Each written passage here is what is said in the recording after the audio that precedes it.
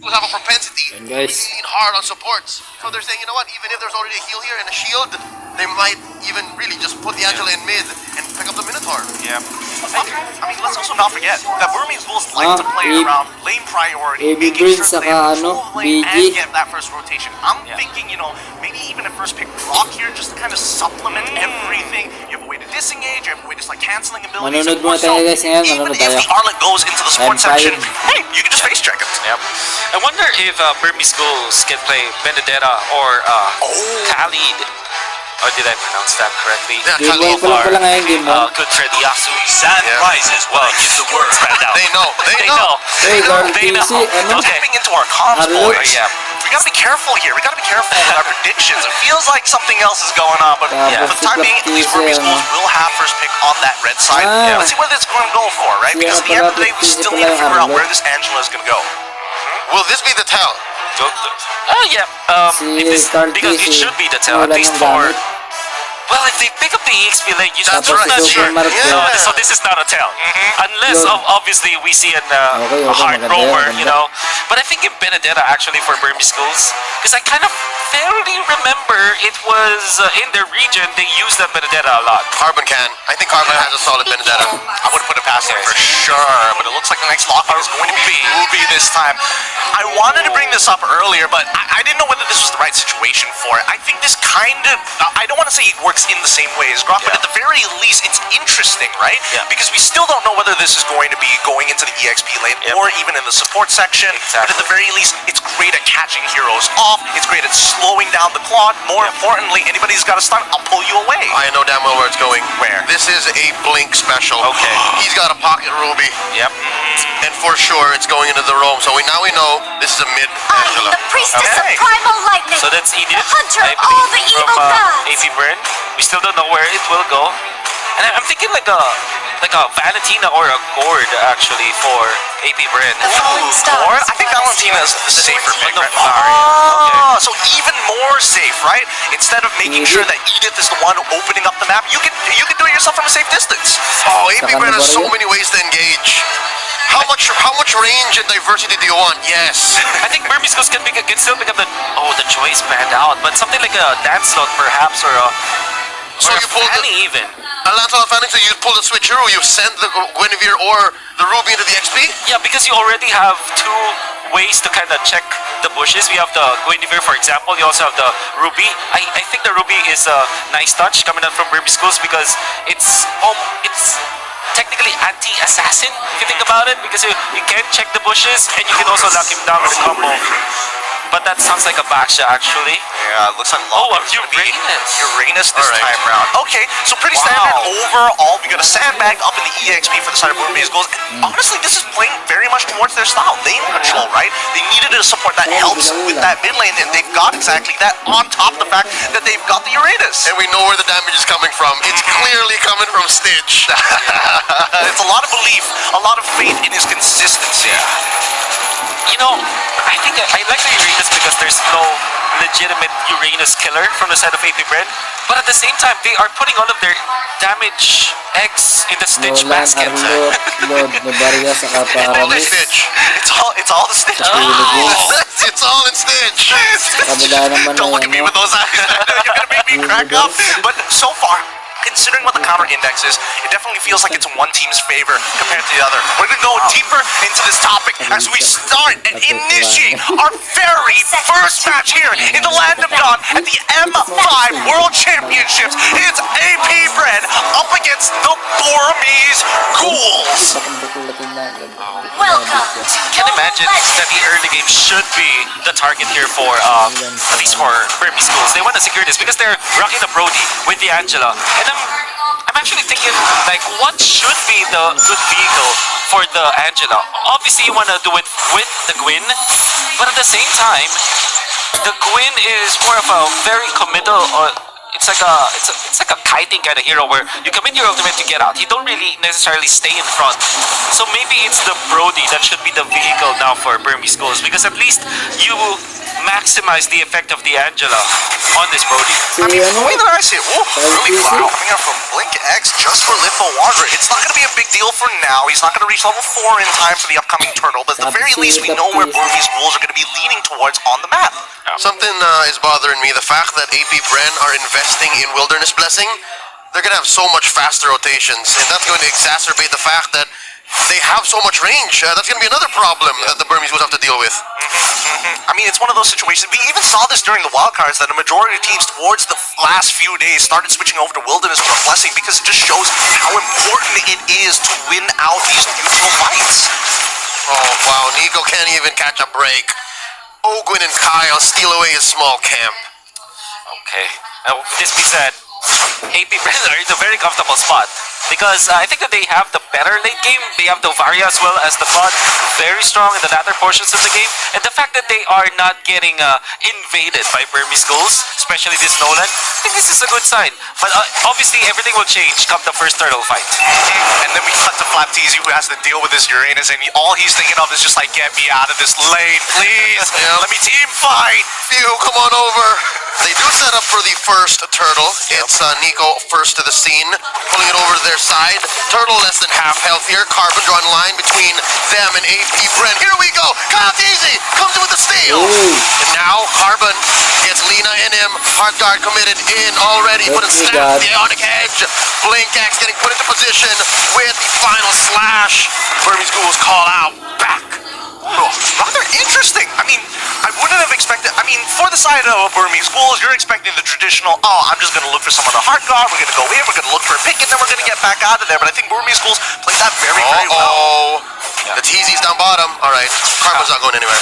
I'm actually very surprised by AP Bren. I think I will review their early game rotations because, my oh my, how did Caltese get level 5, almost level 6 before the turtle happened? 2 minutes to 13. He's already he's just a quarter of XP away from getting into level 6.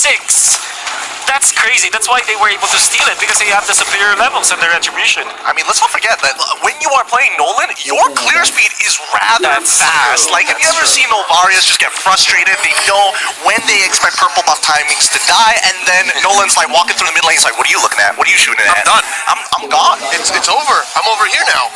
Right? You could have sworn he's a time traveler. Exactly. Oh, it is. Wow, Hunter's Strike already completed.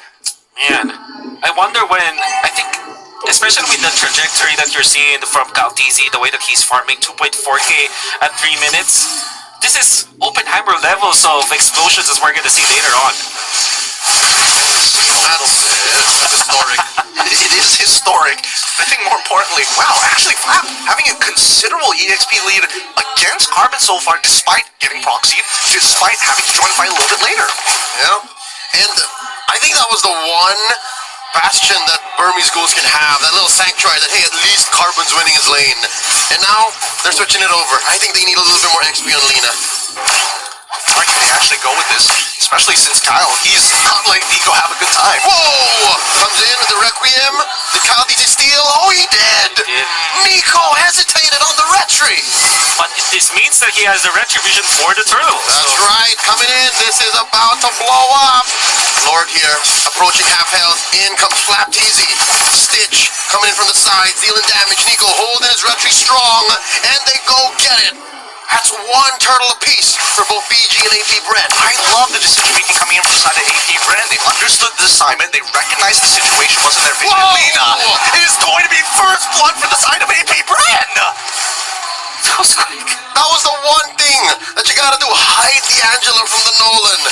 And Kyle found him. I mean, we're talking about hustle. This man doesn't stop making good decisions. They pushed out. The mid lane is already turned down to 10%. He even gets first blood down on that bottom side. He is active. Yeah, you can see Ogwin already positioning himself to defend the Super Marco. Now AP Bren can leave the Nolan just, roaming around. Far too farmed. Even when he didn't get the second turtle, because of the amount of farm and the first blood that he was able to get and the number of creeps, jungle creeps that he was able to take away from Nico, look at him. He is level 10 compared to a level 8 Winivere. He's always doing something. And he knows that this is the right thing to do against Burmese Ghouls, who are an initiative-based team. They want to be able to do the thing one after the other. 1, 2, 3, 1, 2, 3. It's up to their timing, but right now, it's Burmese Ghouls following AP Bren's flow. I would have considered that maybe the Burmese Ghouls were going to start getting some momentum during the mid-game, but right now, just the boss smothering coming out from Cal TZ alone, and the supplement of these fast rotations, making it really tough for Burmese Ghouls to find holes. Guinevere is a jungler that you can count as a utility, but it still is purple buff dependent. So it's a very unique situation. Yeah, surely Guinevere is a pretty strong jungler now, but she's both farm dependent as well as utility, which is usually you can see only one or the other. But because of the fact that all of the purple buffs were taken away from him, Nico is gonna have a very bad time in the mid game.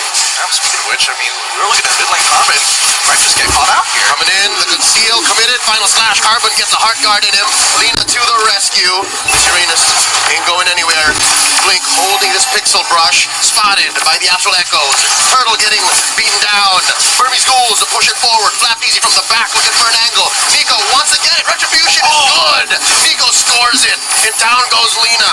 That's a blazing duet considerably, dealing a lot of damage early on. Blink goes down. Oakland gets the kill. Oakland still staying in the vicinity. Carbon goes 3-0. AP Bren 3K ahead. Man, that was such a clean fight coming in from AP Bren. I mean, at the end of the day, Burmese Ghouls got the neutral objective, but at what cost? They will eventually get their orange buff, I believe, Nico, and Stitch stayed alive. So those are just some consolation prizes for Burmese Ghouls, but Gideon painted it well. It was a perfect team fight coming up from AP Bren. They abused the fact that Burmese Ghouls needs to get in and get out. It's like a kiting kind of a team fight formation for Burmese Ghouls, and we are going to see it through the replay. A little bit of a clash happening down. We'll see later. Look at that beautiful retribution, but after the initiation coming out from Nico, there's no follow-up because Stitch was zoned out by two members of AP Bren. Yeah, surely the Brody didn't die, but he didn't fulfill his job, basically. Which he needed to do it as the Brody in the early game. Stop coming in. Got the stacks in. Not gonna commit everything. Burmese Ghouls playing with the range, and I think that's what also helped AP Bren win that perfect team fight, as you gentlemen were saying. They have so much range, they have so much diverse initiations that it spaces out Stitch. Yeah, it really does. I mean, Nico didn't have his ult to actually follow up and start a new fight, but in the meantime, at least they got a shutdown on towards Kyle TZ at the attempt of attacking that purple buff side for Burmese Ghouls. At the very least, we're seeing that Burmese Ghouls are scaling, right? 2 items already completed for the side of Brody, maybe a 3rd one on the way, and at this point, it's starting to get real dangerous, especially when you see Brody nearby. Okay, not only for AP Bren, but at the same time, Burmese Ghouls, if they just realize that this is actually their power spike, they need to make the moves now. Fortunately, they have this Uranus that can actually be the vision provider around the Lord area. And the fact that they have taken out the turtles rather quickly, this means that the Lord is spawning also rather early.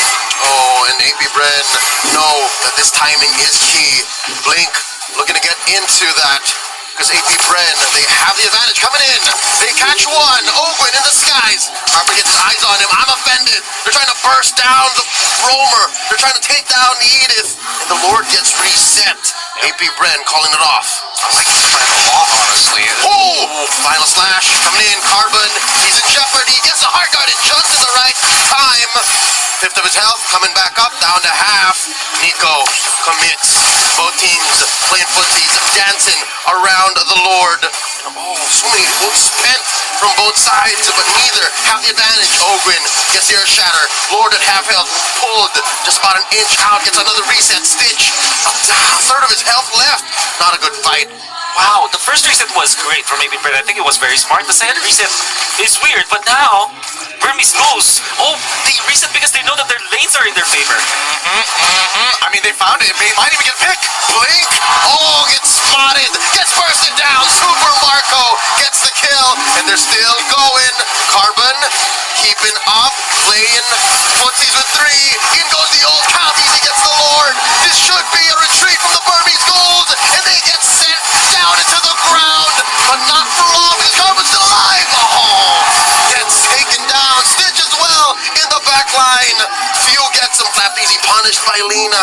but it's just too little too late. Ooh, what a great bait coming in from Super Marco to actually force in one more kill from the side of the Burmese Ghouls. Like, he was playing on a fine line. What a reset coming out from AP Bren. At first glance, you would think that the second reset was weird, but then if you look at the map, the lanes are going to be pressured against Burmese Ghouls side, and that meant that Burmese Ghouls needed to disperse. And then AP Bren also took advantage of the massive XP difference.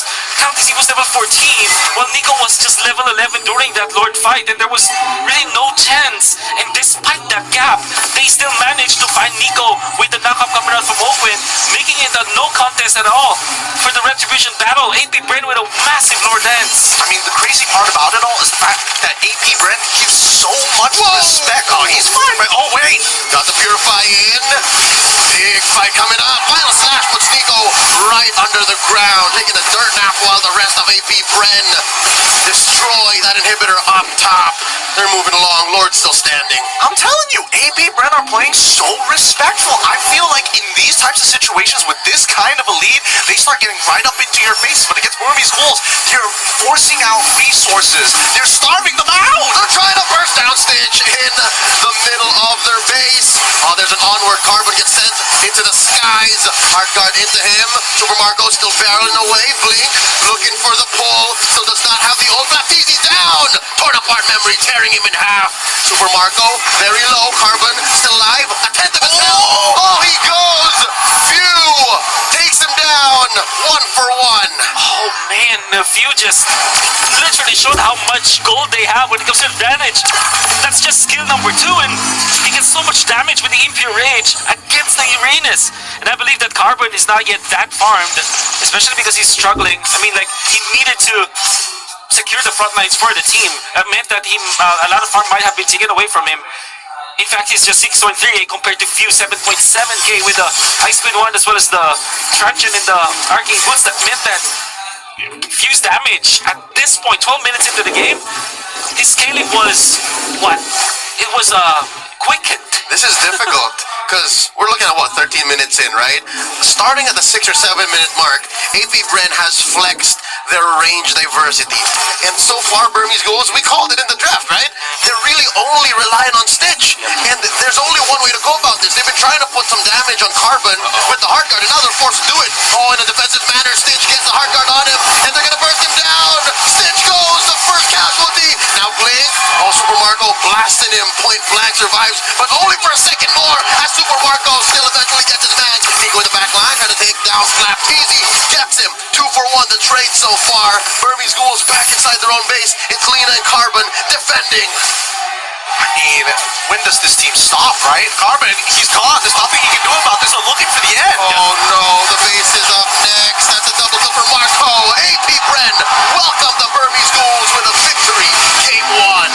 Woo, what a game secure coming in from the side of AP Bren. Like, initially it was a back and forth, and then all of a sudden, you feel the growing snowball. You feel the way that they are just smothering you each and every attempt that you make.